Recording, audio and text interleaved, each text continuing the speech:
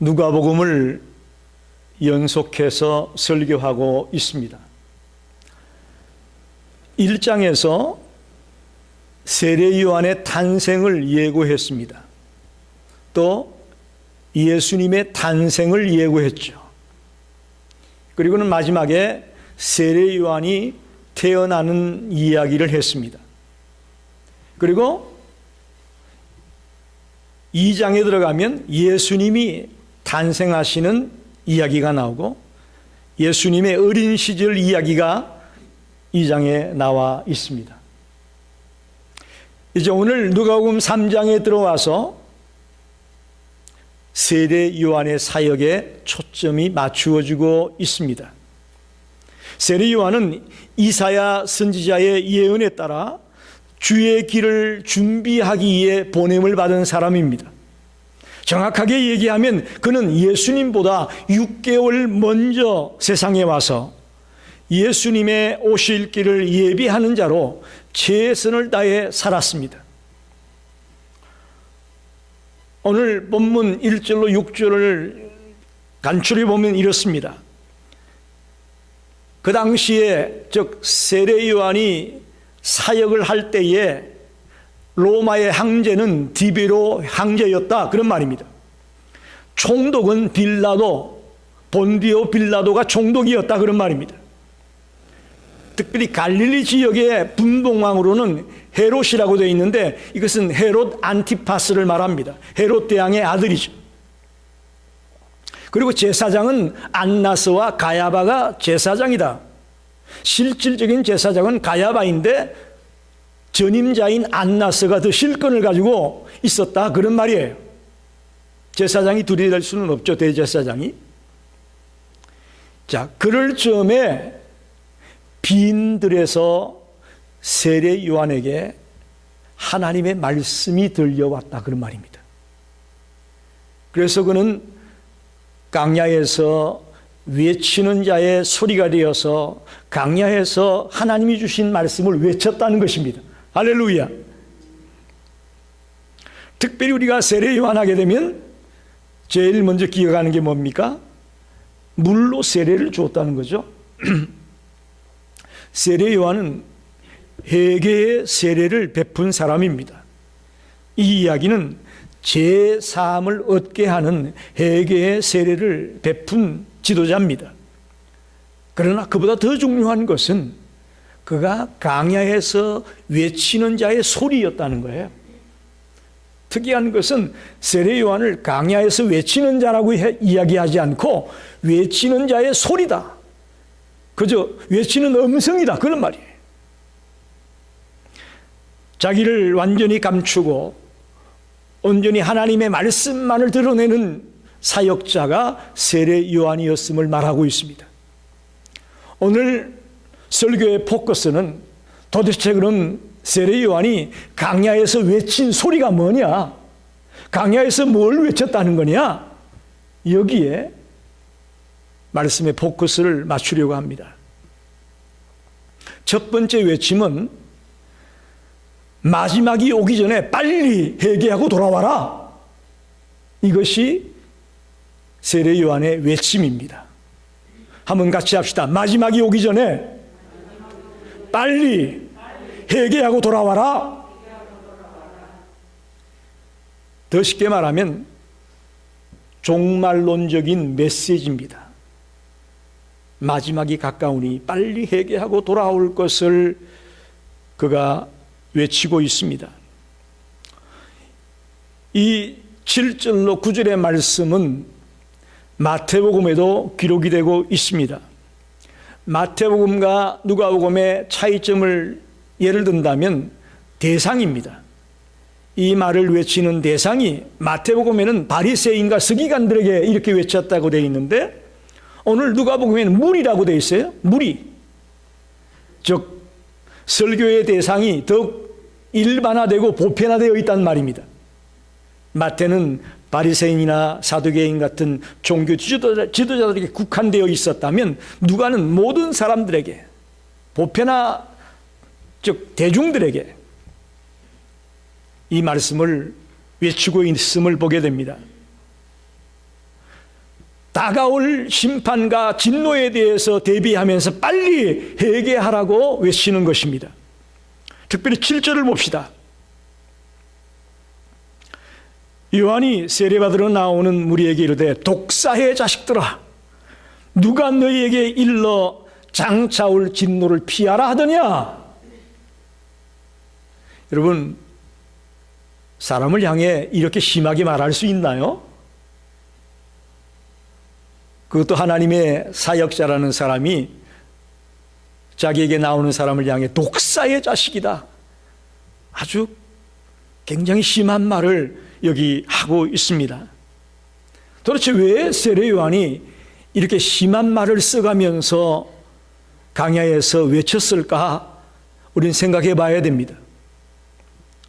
첫째는 유대 종교 지도자들이 빨리 깨닫고 회개하기를 원해서 세례 요한은 이렇게 심한 말을 써가면서까지 외쳤다는 것을 알아야 됩니다. 당시의 종교 지도자들은 매우 교만했습니다. 또 완고했습니다. 그래서 웬만큼 얘기해 가지고는 말을 알아듣질 않아요. 웬만큼 얘기해 가지고는 그들의 귀에 들리지도 않아요. 그걸 너무나 잘 아는 세례 요한이기 때문에 독사의 자식들아, 감히 입에 담기 어려운 그런 심한 말까지 써가면서 빨리 깨닫고 정신 차려라 라고 외치는 거예요. 또한 이렇게 심하게 얘기하는 이유는 이제 기회가 얼마 남지 않았다는 겁니다. 회개하고 돌아올 기회가 얼마 남지 않았으니 빨리 돌아와라, 그런 말과도 같습니다. 9절에 보면 도끼가 이미 나무 뿌리에 놓여 있다고 말하죠. 네, 도끼가 이미 나무 뿌리에 놓여 있다, 하나님의 심판이 긴박하다, 그런 말입니다. 당시 지도자들이 회개하고 돌아오기까지는 충분한 시간이 없다는 거예요. 지금 빨리 결단하지 않으면 이제 더 이상 기회가 없다는 거죠. 사실 불행하게도 그 당시 특별히 종교 지도자들은 세례 요한의 말을 듣지 않았습니다.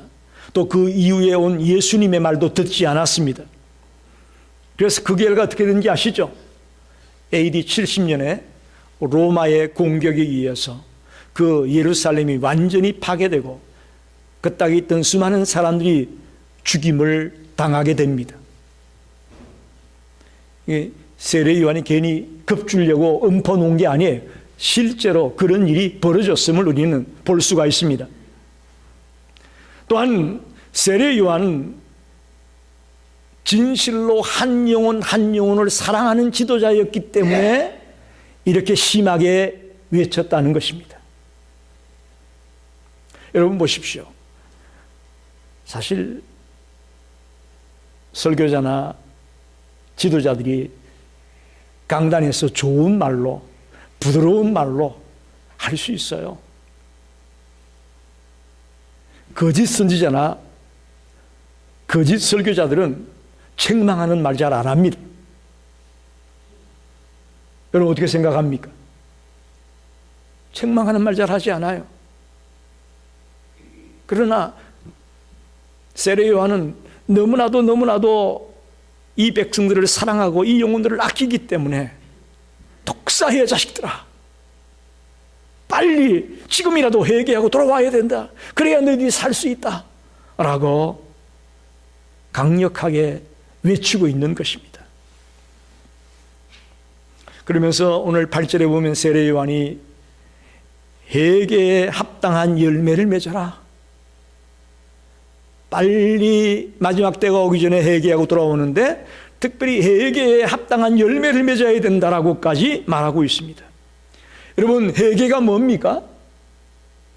아이고 하나님 나 잘못했어요, 이게 회개입니까? 맞습니다. 방향을 바꾸는 것이 진정한 회개입니다. 죄를 향하던 쪽에서 이제 하나님의 쪽으로 방향을 바꾸는 것이 이게 회개입니다. 우리는 그저 회개하면 후회하고 뉘우치는 것쯤 생각합니다. 또 주님 앞에서 눈물 찔끔 흘리면서 아이고 주님 내가 아이고 잘못했어요. 이렇게 하면 우리는 회개한 것으로 생각합니다. 죄송하지만 그것 가지고는 충분하지 않습니다. 회개는 죄에서 떠나서 완전히 하나님께로 방향을 바꾸어 돌아가는 것이 이것이 회개임을 명심하기 바랍니다. 세례 요한의 첫 번째 외침은 마지막 때가 가까우니 빨리 회개하고 돌아오라고 그는 외쳤습니다. 두 번째 외침은 윤리적인 외침이라고도 볼 수 있습니다. 오늘 우리가 찬양대와 같이 행복이라는 찬양을 마지막에 불렀는데 참 가사가 마음에 들었어요. 나누는 삶을 살아야 된다. 옷도 나누고 먹을 것도 나누고 나눌 줄 알아야 된다. 또 정직하게 살아야 된다. 남의 걸 강탈하고 남의 걸 착취하지 말고 있는 것 가지고 자족한 줄 알아야 된다. 세례 요한의 메시지는요, 윤리적인 메시지가 포함되어 있었습니다. 오늘 본문에 10절로 14절에 보게 되면 세 부류의 사람이 나와 있죠. 하나는 무리라고 했고, 또 하나는 세리들이라고 했고, 또 하나는 군인들이라고 했습니다. 먼저 10절 11절을 보게 되면 무리를 향해서 말씀합니다. 이웃에 대한 사랑의 관심을 가르치고 있습니다. 옷과 먹을 것들을 가난한 이웃과 나누라고 말하고 있습니다. 뭐 요즘처럼 이렇게 하면 풍요롭고 잘 사는 시대 같으면 별로 실감이 안 날지 모르겠습니다만은 이 당시에는 빈부의 차이가 극에 달했고 정말 지도자나 위에 사람들은 너무나도 풍요롭고 부유하게 살았지만 백성들은 극심한 가난에 시달렸던 시대였습니다. 특별히 로마의 수탈과 종교 지도자들의 착취로 인해서 백성들은 가난에 찌들어 있었습니다. 그래서 외치는 거예요. 이웃을 사랑하는데 옷을 나누어 주고 먹을 것을 나누어 주라고 그렇게 구체적으로 사랑의 메시지를 전하고 있습니다. 우리 타락한 인간의 본성 속에는 이기심이라는 게 있다고 합니다. 이기심. 이 이기심이 있는 한은 우리가 남에게 나눌 줄 알고 남에게 베풀 줄 아는 삶을 산다는 것은 불가능하다는 거예요. 이 이기심을 내려놓을 때만이 우리가 내게 있는 옷을 나눌 수 있고 내가 먹던 것을 띄어서 나눌 수 있는 그런 삶의 자리까지 들어갈 수 있다는 것이죠. 사랑하는 우리 성도들에게 당부합니다. 저와 여러분이 오늘 세례 요한의 이 외침처럼 이기심을 내려놓고 진정 내게 있는 것들을 내 사랑하는 이웃들과 나눌 줄 아는 그런 자리에 들어가시기를 간절히 당부합니다. 두 번째는 세리들입니다. 12절 13절에 세리들을 향해서는 부과된 것 외에는 거두지 말아라, 정직해라, 그런 말이에요. 정직하게 살아라. 여러분 저를 보십시오. 크리스찬의 삶이 정직해야 합니다. 정직하게 살아라 그렇게 말합니다. 당시 로마는 식민지인 유대 백성들을 수탈했습니다. 엄청난 세금으로 백성들을 갈취했습니다. 그런데 이 로마 사람들이 머리를 쓴 것이 세금을 거두어들이는 사람들을 누굴 들었었느냐? 유대인들을 들었었습니다. 유대 사람들의 행편을 잘 아는 유대인들을 채용해서 그들로 하여금 세금을 걷게 했습니다. 그리고 그 세리들은 자기들이 거둔 세금 가운데서 성과급을 받게 되어 있습니다. 많이 거두면 많이 거둔 것에 대한 성과급을 받는 거죠. 그렇다 보니까 이 세리들은 정한 세금보다도 더 가중한 세금을 백성들에게 빼앗아 갔던 것이죠. 그래서 세례 요한이 외치는 것은 부과된 것 외에는 거두지 말아라. 정직하게 거두어가라. 라고 이야기한 것입니다.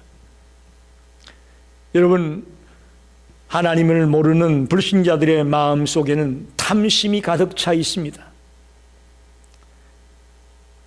더 나아가서 우리 하나님의 백성들에게도 예수 그리스도를 나의 구주로 믿는 사람들 마음 속에도 이 탐심이 자리 잡을 수 있을 겁니다. 먼저 옷을 나누고 먹을 것을 나누는 부분에 있어서 이기심을 내려놔야 된다고 했는데, 우리가 정직하기 위해서도 탐심을 내려놔야 됩니다.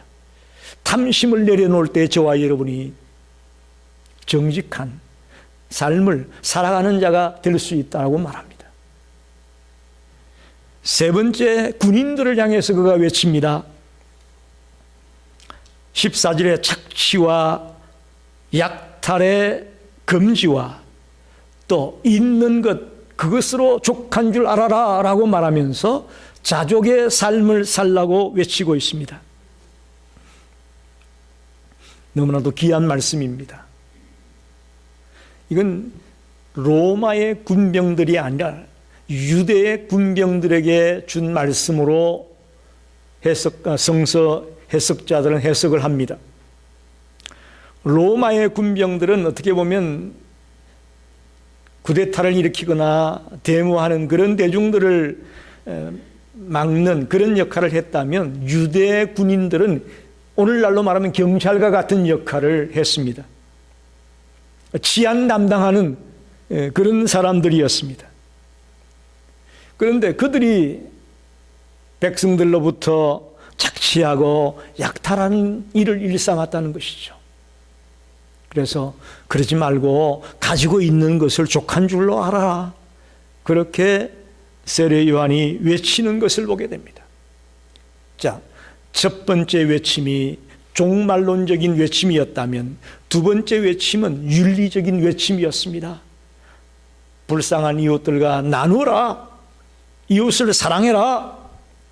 또 정직해라.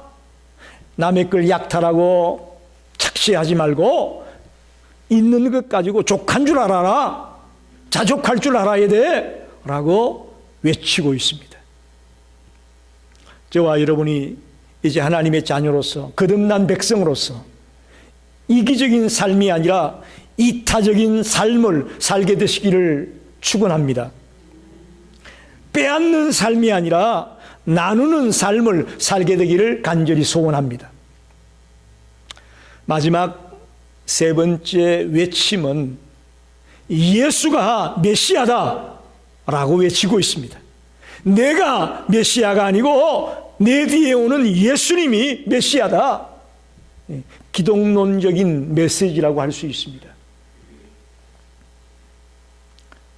아마도 세례 요한의 메시지 가운데 가장 중요한 메시지라고 볼 수 있습니다. 사실은 세례 요한이 강야에서 외치고 회개 세례를 베풀고 하니까 또 그의 메시지가 강력하잖아요.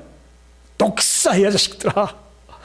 카리스마가 있어 보이고 그러니까 혹시 이 사람이 메시아인가? 사람들이 심중에 세례 요한을 메시아로 생각하는 사람이 많았습니다. 많았습니다. 그때 보통 사람 같으면 마음이 흔들리죠. 야, 이거 내가 메시아라고 할까? 라는 마음이 충분히 들 수 있을 거예요. 그러나 오늘 본문에 보면 세례 요한은 그렇지 않습니다. 내 뒤에 오는 분이 나보다 능력이 많다. 할렐루야. 나는 그분의 신들매를 풀기도 감당치 못한다. 나는 그분의 신발끈을 풀는 그런 일도 할 수 없는 자다. 이거 쉬운 말이 아닙니다. 쉬운 말이 아닙니다. 그는 자신이 메시아가 아님을 분명하게 밝힙니다. 나는 물론 너희에게 세례를 주거니와 16절에 나보다 능력이 많으시니가 오시나니, 앞으로 오실 분이 자기보다 훨씬 능력이 많은 분이라고 그는 외쳤습니다. 또 16절 후반에는 보면 나는 그 신들매를 풀기도 감당치 못하겠다. 자기는 예수님의 신발끈을 풀어주는 그런 하찮은 일도 할 수 없는 부족한 사람이다. 자기의 부족함을 이야기합니다. 즉 나보다 예수가 더 위에 있다. 예수님이 진정한 메시아다. 이것을 세례 요한이 외치고 있습니다. 특별히 요한복음 1장 20절에는 이렇게 말했죠. 요한복음 1장 20절에 나는 메시아가 아니다. 할렐루야. 백성들은 심중에 요한이 메시아 같아, 세례 요한이 메시아 같아라고 막 갈등을 느끼고 있는데 분명하게 얘기합니다. 나는 메시아가 아니야. 이게 세례 요한의 외침이에요. 오늘 이 땅에 자기가 재림 예수라고 하는 사람이 엄청나게 많습니다. 정확하게 몇 명이라고 파악할 수 없을 정도로 너무나 많은 사람들이 자기가 재림 예수라고 얘기하는 사람들이 비일비재합니다. 얼마든지 세례 요한도 그런 자리에 들어갈 수 있는 처지에 놓여 있었지만 분명하게 밝힙니다. 아니야, 나는 아니야. 심지어 요한복음 3장 30절에는 더 놀라운 말이 있습니다. 따라합시다. 그는 흥하여야 하겠고 나는 쇠하여야 하리라. 예, 여러분, 누가 자기는 흥하고 남들이 안 되기를 원하겠지. 예? 자기는 쇠하고 그분이 흥하기를 바라는 사람이 어디 있겠어요? 이게 세례 요한이에요. 그분은 예수님은 흥하여야 되겠고 나는 쇠하여야 할 것이다. 이게 강야에서의 외침입니다. 여러분, 오늘의 말씀을 마음속에 깊이 새기셔야 됩니다. 마지막이 가까우니 빨리 회개하고 돌아와야 된다. 종말론적인 메시지를 그가 외쳤습니다. 윤리적으로 가난한 이웃들과 나눌 줄 알고 정직하고 남의 걸 약탈하고 착취하지 말고 오히려 자족한 줄 알며 살아가는 윤리적으로도 깨끗한 삶을 살아야 된다라고 그는 외쳤죠. 클라이맥스는 내가 메시아가 아니야. 내 뒤에 오는 그 예수님이 진정한 메시아야. 그분은 흥하여야 되겠고 나는 쇠하여야 될 것이야 라고 외치고 있는 이 강야의 외침을 저와 여러분이 마음속에 깊이 깊이 새기기를 원합니다.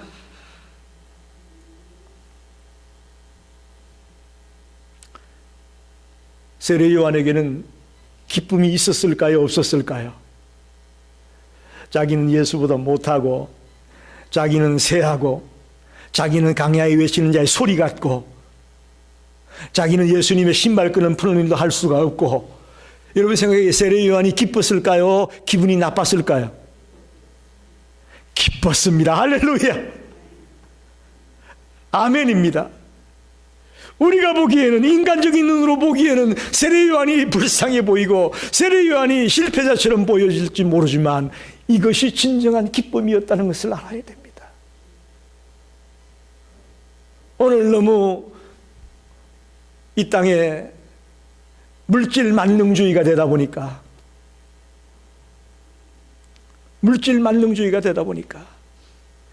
그저 높은 자리에 올라가고 많이 가지고 있고 그저 삐까번쩍한 집이나 차를 굴리고 그래야만 좋아하지 낮은 자리에 들어가는 것 좋아하지 않죠. 그러나 세례 요한은 그렇지 않았습니다. 예수님을 늘 앞세웠습니다. 자기는 뒷전입니다. 예수님을 늘 앞에 내세우고 자기는 뒤에 있습니다. 그렇지만 그는 기뻤습니다. 그렇지만 그는 늘 감격했습니다. 그렇지만 그는 늘 행복했습니다. 우리 사랑하는 성도들에게 당부합니다. 우리 세상의 흐름에 따라가지 맙시다. 이 세상의 모습에 따라가지 맙시다. 강야에서 외치는 이 세례 요한의 외침에 우리가 귀를 기울여야 될 것입니다. 정말 하나님의 자녀답게